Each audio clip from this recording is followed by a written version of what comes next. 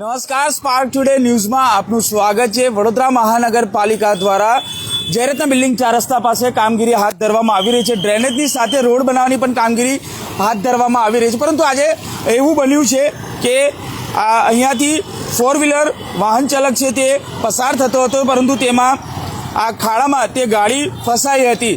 ત્યારે આપ જુઓ કે ભારે જહેમત બાદ એ ગાડીને બહાર કાઢી તો લેવામાં આવી છે, પરંતુ વડોદરા મહાનગરપાલિકા દ્વારા આ રોડ બનાવવાની કામગીરી સાથે ડ્રેનેજની પણ કામગીરી ચાલી રહી હતી। આ પહેલાં તો દ્રશ્ય બતાવવાના પ્રયત્ન કરીશું કે આજે જોઈ શકાય છે કે જે ગાડી છે તે આ રીતે ફસાઈ હતી। આપ જોઈ શકો છો, આ ગાડીના દ્રશ્યો સામે આવી રહ્યા છે કે આ ગાડી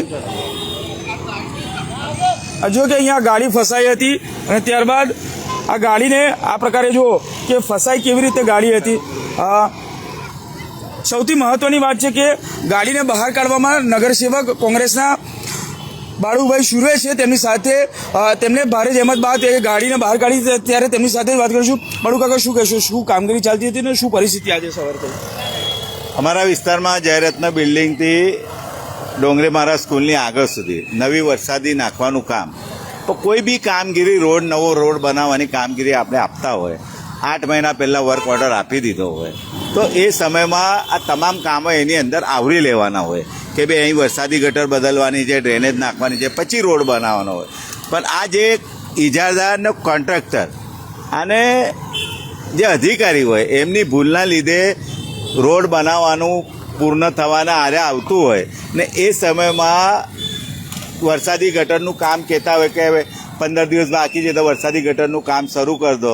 એના લીધે પરિસ્થિતિ એવી થઈ છે કે જે વરસાદી ગટરના ભૂંગળા નાખ્યા છે, જે કુંડી, જે કેચફીટ બનાવવાની જે જગ્યા હોય એ ખુલ્લી હોવાના લીધે આજે સવારે 4 વ્હીલની આખી ગાડી અંદર પડી ગઈ હતી, અંદર ઉતરી ગયેલી। અમારા વિસ્તારમાં આમ પણ તમે જાણો છો કે અગાઉથી કે 3-3, 4-4 સ્કૂલો આવી છે, રોજના હજારો બાળકો અહીંથી આવતા જતા હોય છે। કોઈ આના વરસાદના સમયમાં પાણી ભરેલું હોય, કોઈ અંદર પડી જાય તો કેટલું બધું નુકસાન થાય।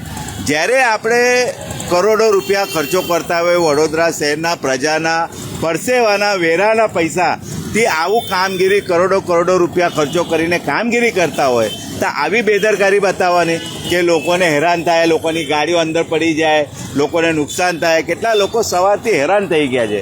એટલે જે ઇજારદાર હશે, જે અધિકારી હશે, એમના ભૂલના લીધે ને આવું કોઈ પણ કામ ચાલતું હોય તો સુપરવિઝન હોવું જોઈએ, જગ્યા પર અધિકારીએ ઊભું રહેવાનું હોય, કોન્ટ્રાક્ટરે ફેન્સિંગ કરવાની હોય કે કોઈ ગાડી અંદર આવી ના જાય, કોઈને નુકસાન ના થાય, એ તમામ જવાબદારીથી એ લોકોએ નિષ્ફળ રહ્યા છે, એ લોકોએ બેદરકારી બતાવી છે, એના લીધે આખી ગાડી અંદર પડી ગઈ છે।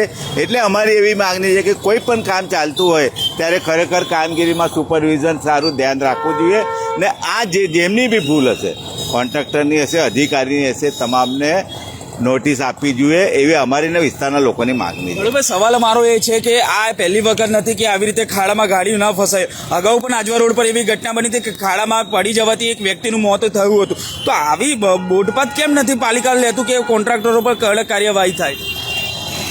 અગાઉ પણ વડોદરા શહેરમાં આવા અસંખ્ય એવા બનાવ બન્યા છે અને આ લોકોની બેદરકારી ને એટલા બધા અહંકારમાં છે આ લોકો કે એ લોકોને પ્રજાની કશું પડી જ નથી। તમે જોઈ શકો આખી ગાડી અંદર ઉતરી જતી હોય અને કદાચ કોઈ નાનો બાળક સ્કૂલમાંથી આવતા જતા પડી ગયો હોત તો શું થાત તમે સમજી શકો। એ તો એને નાની ઈજા થઈ, પણ કદાચ વધારે ઈજા થઈ ગઈ હોત, કોઈની જાનહાની થાત તો કોની જવાબદારી? એટલે જે પણ અધિકારીની ભૂલ હશે, જે બી કોન્ટ્રાક્ટરની ભૂલ હશે, ખરેખર એના પર કાયદેસર કાર્યવાહી કરવી જોઈએ એવી અમારી માગણી છે। બિલકુલ, જે પણ અધિકારી કે કોન્ટ્રાક્ટર હોય તેની સામે કડક કાર્યવાહી થાય તેવી નગરસેવક બાળુ સુરવે કહી રહ્યા છે, પરંતુ આપ જુઓ કે આ પ્રકારે હજુ પણ આ ખુલ્લો રસ્તો છે। માત્ર રોડ લાઇન પર એક જ બેરિકેડિંગ લગાવી પાલિકા સંતોષ માણી રહ્યું છે કે આ જે પણ કોન્ટ્રાક્ટર હોય તે સંતોષ માણી રહ્યું છે, પરંતુ આપ જુઓ કે મોડી રાત્રે, અડધી રાત્રે જો અહીંથી કોઈ પણ વાહન સ્પીડે જો પસાર થતા હોય તો પછી આ પ્રકારની ઘટનાઓ સામે બનવાની જ છે। તો પછી જે પણ કોન્ટ્રાક્ટરને કામ આપવામાં આવે છે, વર્ક ઓર્ડર આપવામાં આવે છે, તો એ પૂરતું ધ્યાન કેમ નથી આપતો? તો હવે વડોદરા મહાનગરપાલિકા શું જે પ્રકારે વડોદરાના 3 મહિના પહેલાં કે જે આજવા રોડ પર જે ઘટના બની હતી કે એક વ્યક્તિનું ખાડામાં પડી જવાથી મોત થયું હતું, તો હવે આ પ્રકારની હજુ પણ કોઈ પાલિકા કોઈનું મોતની રાહ જોઈ રહ્યું છે? સવાલ અમારો એ છે કે આ પ્રકારની ઘટનાઓ વારંવાર છાસવારે વડોદરા શહેરમાં બનતી રહે છે, ત્યારે ફરી એક વખત આ એક ઘટના સામે આવી છે। વાહન ચાલકને નાની મોટી ઈજાઓ થઈ છે, પરંતુ જો ગંભીર ઈજાઓ થાત તો તેનું જવાબદાર કોણ? ત્યારે હવે વડોદરા મહાનગરપાલિકાનું તંત્ર આ જે કોન્ટ્રાક્ટર છે તેની સામે કડક કાર્યવાહી કરે છે કેમ તે જોવાનું રહ્યું. કેમેરામેન નેહાની સાથે Surat Solanki, spark today news, Vadodara.